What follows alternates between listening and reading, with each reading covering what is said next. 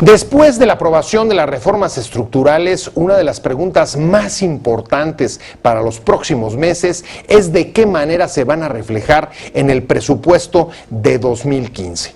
El Congreso y el Ejecutivo ya han comenzado a negociar el presupuesto para el próximo año y ahí habrá que ver de qué manera van a quedar plasmadas las inversiones para poder implementar esas reformas y para ver si este presupuesto va, como prometen, ayudar a recuperar el crecimiento. De esto vamos a hablar hoy en Opiniones Encontradas. Soy José Buendía, gracias por estar con nosotros en este programa en el que todas las ideas se pueden cuestionar siempre que se debatan. Vamos a ver algunos datos que contextualicen el debate y regresamos aquí a este foro para tener nuestra discusión con dos especialistas en la materia.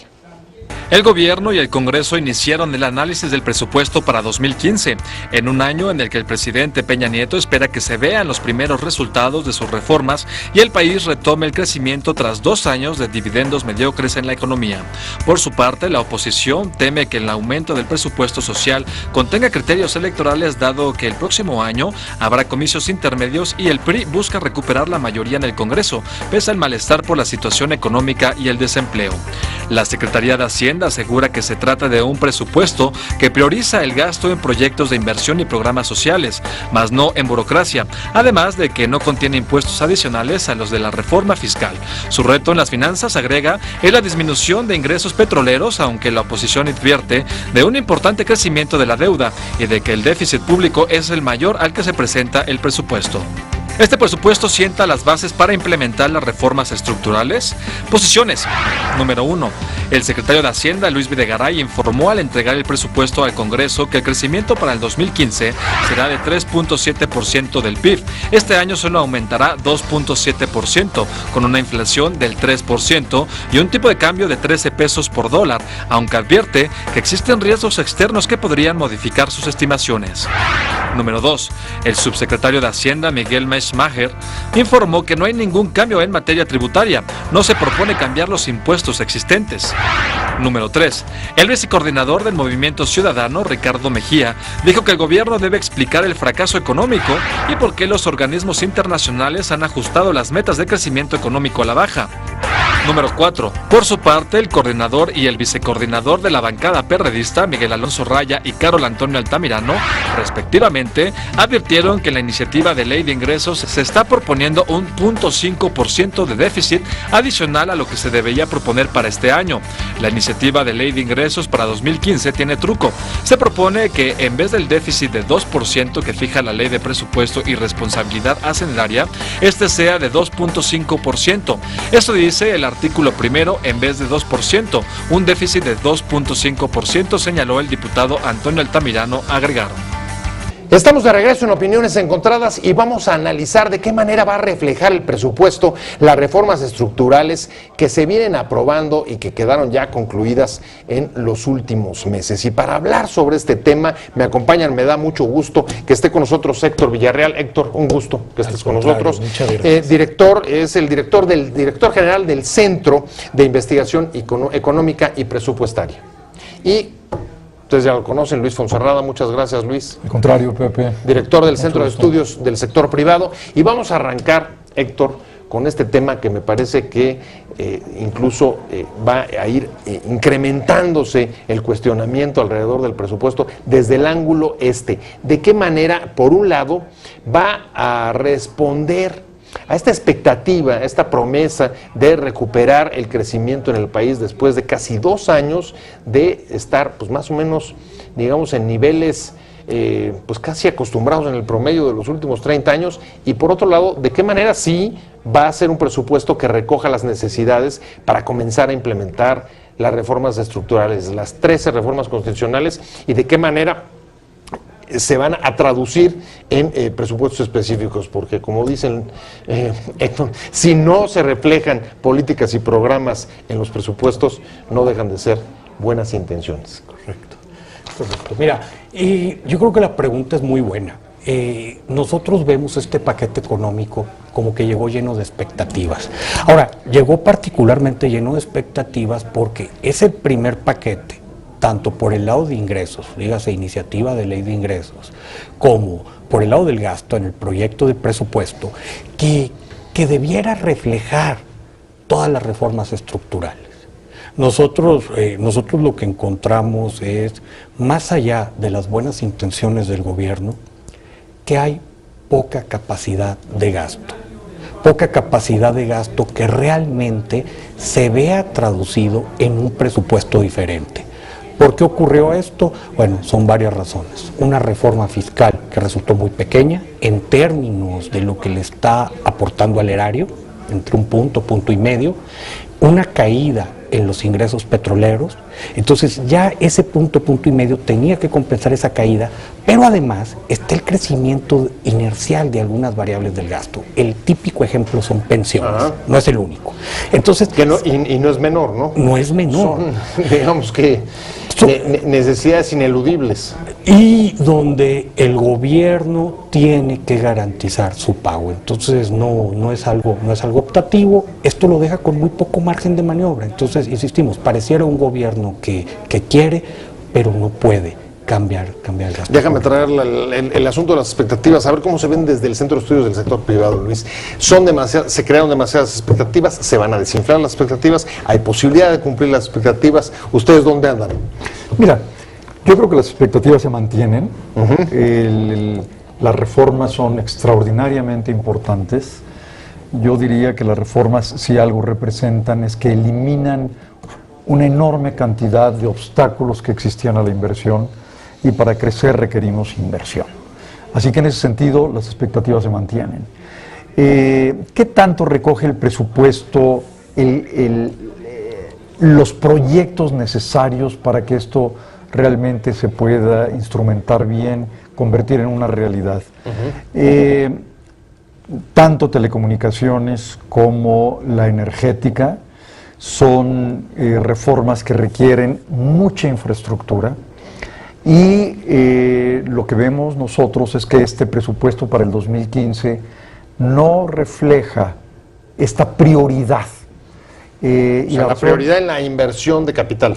Y la creación de la infraestructura que no tiene el país para crecer, para exportar, para llevar a buen término la explotación del petróleo y su transportación, petroquímica, transportación, gasoductos.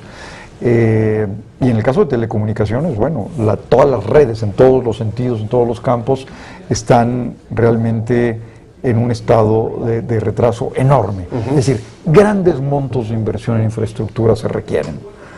Y con lo que nos encontramos para el presupuesto del 2015 es, en cambio, una reducción en términos reales, sí, de equivalente al 4% en términos reales. Se reduce la inversión en 4%, y en cambio se incrementa efectivamente el gasto corriente en 2% en términos reales. Es decir, se reduce lo que nos parece que es lo más urgente en el país, que es infraestructura.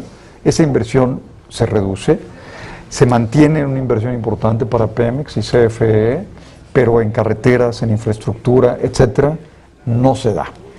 Efectivamente hay gastos ineludibles que implican un incremento en el presupuesto, sobre todo en gasto corriente, pero creemos que hay muchos renglones en el gasto corriente, programas que existen desde hace 80 años o 70 años, que se mantienen ahí inercialmente, que nadie los ve, no hay resultados de ellos, no se revisan, y yo creo que se puede hacer un esfuerzo importante. Danos un dato comparativo de qué manera cae, o cómo se reduce, o cuál es el impacto de la disminución del porcentaje de gasto en infraestructuras.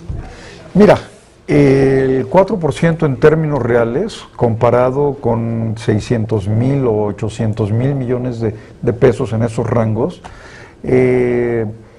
imagínate, son 4 por 6, 24, más la inflación, que puede ser de 5, ¿no? O de 4, si quieres. 4 y 4, 8 por 6, 24, alrededor de 30,000 millones de pesos. Que, hombre, con 30,000 millones de pesos se pueden desarrollar muchísimas cosas, ¿no? Entonces, esta es la parte preocupante. no pareciera estar la prioridad de este presupuesto en la prioridad del crecimiento y de la buena implementación de lo que se requiere en infraestructura para las reformas. ¿Coincide, sector? ¿Hay un problema de prioridades en el presupuesto o es un problema, como tú decías en un principio, simplemente de margen de maniobra? Nosotros pensamos que es margen de maniobra, que es el problema que está reflejado, por eso los requerimientos financieros. Una de las cosas que nos preocupa es, realmente el gobierno tiene pocos ingresos extras. Entonces, ahora, yo coincido con Luis y en el sentido de cuando vayamos a una reforma fiscal de verdad, probablemente no nos salvemos de revisar a fondo la estructura programática del gasto, que eso habría que hacerlo. Hoy por hoy, aproximadamente de los 750 programas que existen, como 40 abarcan el 50% del presupuesto. Hay 710 programas que hay que revisar a fondo, entenderlos, ver de qué se trata. Entonces ahí pudiera haber más oportunidad de hacer algo y de extraer recursos. Sin embargo, si tú quieres mantener la estructura programática y ves las mermas en ingresos petroleros, lo reducido en los incrementos en ingresos tributarios no petroleros, pues no hay manera. Y por eso terminamos con unos requerimientos financieros muy similares a los del año anterior en términos de PIB. Ahora es interesante porque una de las cosas que subrayó el gobierno, Hacienda, desde que entregó el paquete en el Congreso, Luis, fue no va a haber, y lo dijo de manera bastante tajante tanto el secretario como subsecretarios, no va a haber incrementos de impuestos del sexenio, donde también veo que más bien el gobierno se va a quedar con la reforma fiscal que ya se hizo. Sí. A nosotros nos preocupa esta, por llamarla así, rigidez fiscal. Rigidez fiscal en el sentido de que congelas la posibilidad de crear nuevos impuestos o de aumentar algunos impuestos y de reducir otros. Cambios para tener una estructura fiscal mucho más acorde con el crecimiento, ¿no? Una política fiscal de crecimiento. La política fiscal que tenemos hoy no es de crecimiento y dejarla congelada no es bueno. Esa rigidez preocupa. Y la rigidez muy seria del gasto que no se reduce cuando se te caen los ingresos. En muchos países, cuando se te reducen tus ingresos, hay un ajuste en el gasto. Hay lo que se llama un esquema estructural de déficit, donde puedes incrementar tu déficit temporalmente para después tener superávits y seguir manteniendo una deuda sustentable y un sistema fiscal sustentable, ¿no? Esta rigidez preocupa, ¿no? Bueno, pone Luis varios temas sobre la mesa y uno es cómo se van a compensar los ingresos petroleros que en efecto van a sufrir una merma durante el próximo año y el asunto de cómo ajustar o no o qué va a implicar que menores ingresos no correspondan, digamos, con un ajuste en el gasto. En efecto, ¿cómo se van a compensar la reducción de los ingresos petroleros una vez que, como me parece que tú mismo aportabas el dato, ha habido o no va a dejar de haber un cierto incremento a el gasto, sobre todo el gasto corriente, sobre todo para atender asuntos pues, que son una bomba de tiempo, ¿no? Como el tema de las pensiones? Y sí, mira, con mucho gusto. En teoría tenemos ya una regla de balance estructural.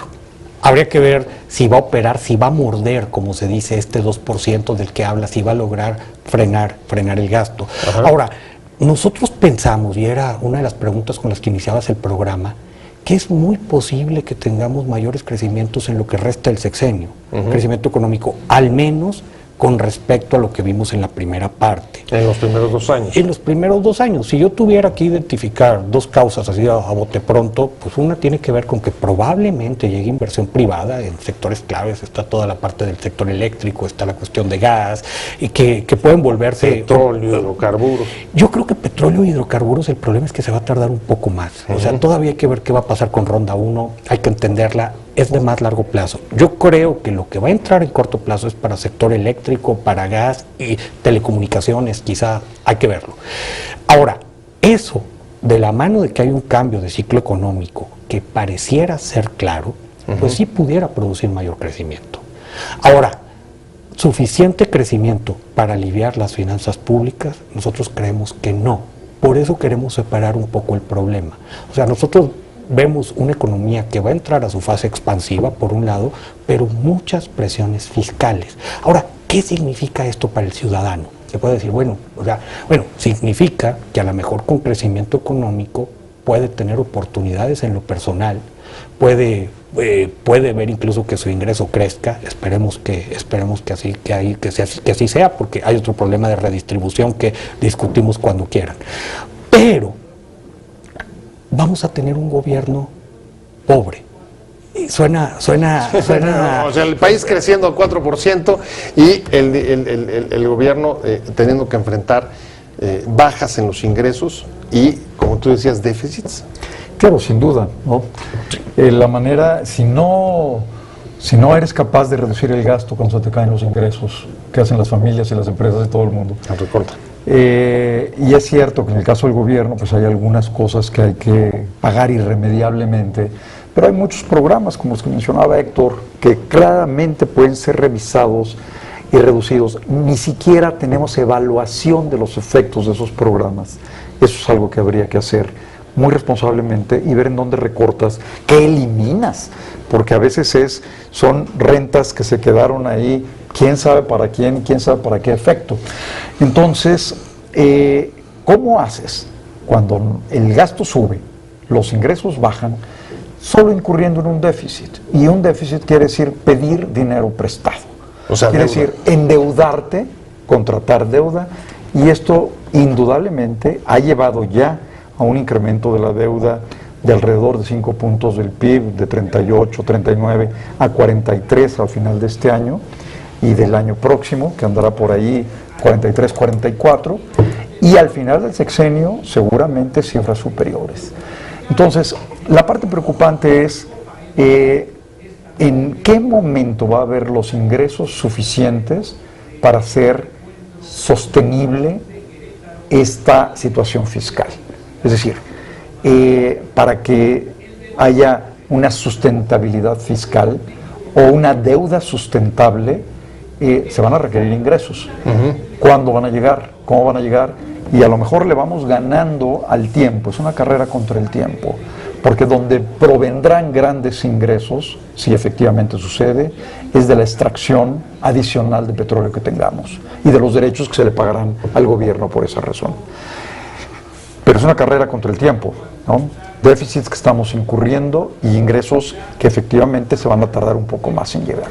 A ver, Héctor, hay anuncios importantes de obras de infraestructura que van desde el aeropuerto, ampliación de líneas de metro, carreteras, trenes, etc., etc. ¿De dónde va a salir ese dinero? ¿Habrá que esperar a que venga o ingresen las inversiones por petróleo, o va a ser por déficit y deuda, o de dónde van a salir?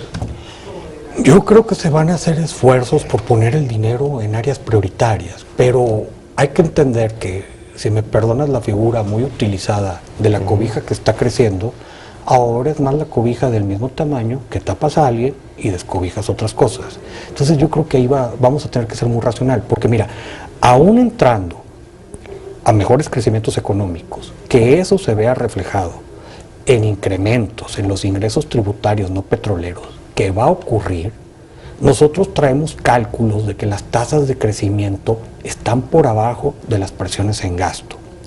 Eso asumiendo que no tienes más caídas en los ingresos petroleros actuales, porque hay vulnerabilidades por el lado de precio, de producción y de costo, aún con lo que ya pasó en la ronda cero, que eso es algo que tendríamos que traer atrás de la cabeza. O sea, hay que cuidarnos. Ahora, se habla mucho de una nueva política social, de una cobertura universal en salud. Incluyente, así es. Y esto hay que verlo además a la luz, José, de que estamos en medio de una transición demográfica, que a lo mejor es tema de otro programa, pero tenemos que tener ahí la transición demográfica que estamos jugando, que estamos viviendo, no le juega a favor a las finanzas públicas de este país, y pudiéramos explicar todas las razones. Entonces, creo que necesitamos muy buena planeación financiera y tratar de ser responsables no solo en una cuestión de incidencia actual, de quién gana y quién recibe, sino también en una incidencia intergeneracional. ¿Te refieres a la deuda? A la deuda y a los beneficios. ¿Cuánto calculas la deuda? Nosotros pensamos que al final del sexenio la deuda completa pública federal debe andar por ahí de los 50-51 puntos PIB. ¿Y eso lo ves en inversiones de capital o van a ser los empresarios? ¿Cómo ves desde el CEP?